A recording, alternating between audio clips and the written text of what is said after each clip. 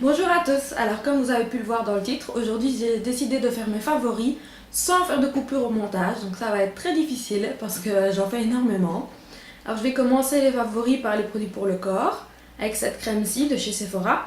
Alors je l'avais reçue dans une Sephora Box, donc ce n'est pas le plus grand format. C'est la crème fouettée corps hydratante avec des extraits de melon d'eau et elle sent hyper bon.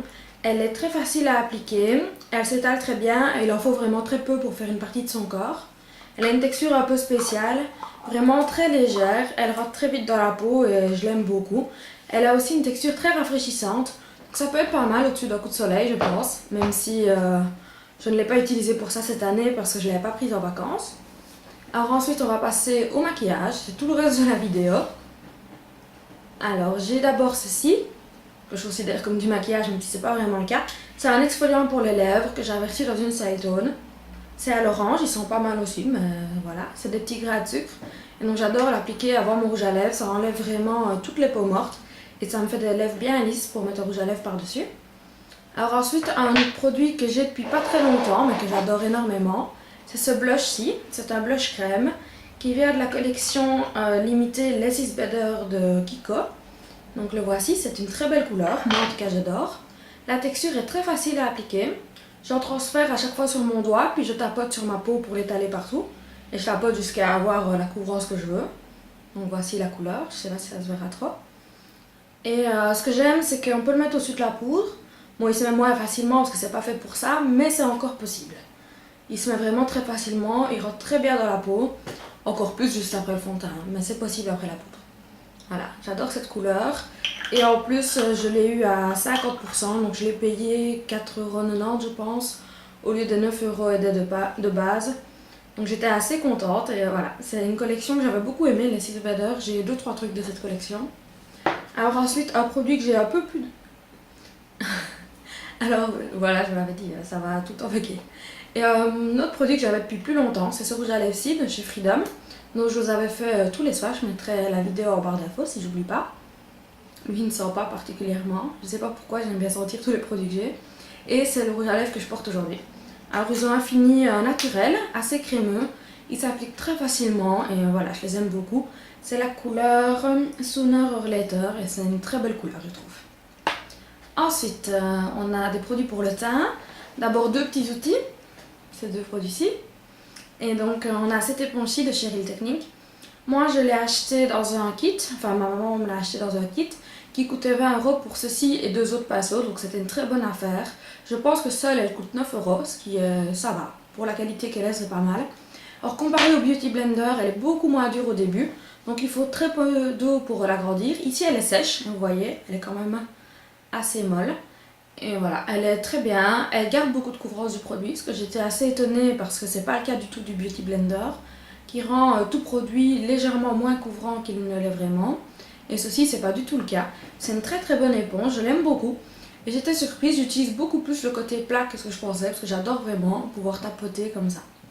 Alors voilà, c'est une éponge que j'aime énormément. Alors l'autre outil, c'est ceci, c'est un pinceau de chez Bourjois. Il était dans un kit qu'on a reçu en achetant plusieurs produits Bourjois, mais je ne sais pas si ils le vendent tout seul.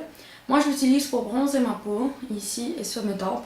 Je l'aime vraiment beaucoup pour ça et je l'ai d'ailleurs utilisé aujourd'hui avec les bronzers d'Anastasia Beverly Hills. Pour moi c'est un très très bon pinceau et je l'aime énormément. Ensuite j'ai deux highlighters. J'ai ceci, c'est une petite palette que je viens de m'acheter. Donc voilà, un camion de glace. Alors voici trois highlighters et aujourd'hui je vais vous parler de celui-ci. Pour moi il est vraiment magnifique et ça me fait un peu penser aux poudres de chez Hourglass. C'est un highlighter discret, d'ailleurs je pense pas qu'il se verra. Voilà. On dirait ici qu'il est trop foncé pour moi mais en fait il est assez transparent quand on l'applique. Donc c'est une poudre légèrement transparente qui va apporter beaucoup de lumière. Je vais la mettre ici à côté du blush. Je sais pas si on verra bien, je pense pas. Il se voit pas trop et c'est ça que j'aime, c'est vraiment apporter de la lumière hyper naturellement. C'est vraiment une poudre magnifique. Il faut en prendre beaucoup quand même pour qu'on la voit. Mais elle est très bien. Elle est hyper fine, c'est vraiment une poudre parfaite. Je comprends pas qu'ils l'enlèvent de la collection. J'espère qu'ils sortiront cette poudre-ci toute seule. Parce que les highlighters sont bien mais pas extraordinaires. Alors, l'autre highlighter c'est ceci. de chez NYX, dont j'avais parlé dans une vidéo où je racontais l'ouverture du NYX à Liège et que je testais les produits que j'avais achetés. Et donc voici, voilà l'highlighter. Je trouve qu'il est vraiment magnifique. Je l'ai mis sur pratiquement tout mon visage hier. C'était vraiment joli. Je l'avais mis sur le menton, ici, au sort du nez, ici au-dessus et aussi ici évidemment. Donc le voilà. Je pense qu'il coûtait dans les 7 euros. J'irai sûrement un jour voir après d'autres couleurs. Voilà, je trouve que cette couleur-ci est vraiment magnifique.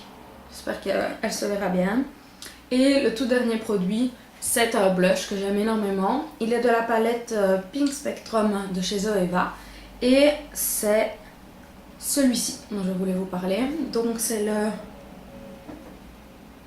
PK030. Voilà, celui-ci.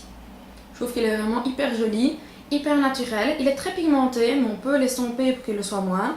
Voici à quoi il ressemble sur mon doigt. Je le porte sur mes joues aujourd'hui, mais vraiment très légèrement. Et voici un petit swatch. Voilà. Je trouve qu'il est vraiment hyper joli.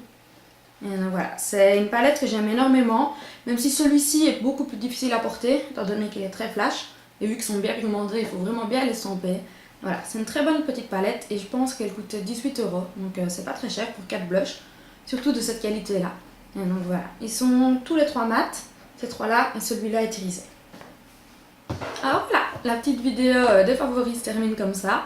J'espère qu'elle vous plaira et que j'aurai pas trop de mal à la publier sans coupure. A bientôt, bisous bisous.